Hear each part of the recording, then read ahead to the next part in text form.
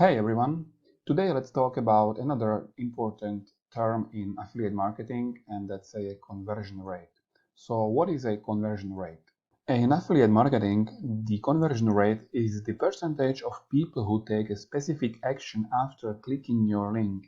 Usually this action is a purchase, but it could also be signing up for a newsletter, downloading something, or any other goal you're aiming for. Here's how it works.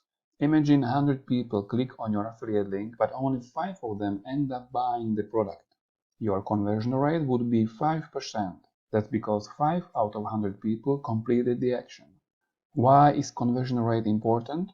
Your conversion rate tells you how effective your link or promotion is. The higher the conversion rate, the better your content or offer resonates with your audience, meaning more people are taking action. Quick tip for beginners. If you want to improve your conversion rate, focus on providing clear and helpful information that shows the benefits of the product. When your audience understands why a product is valuable, they are more likely to take action.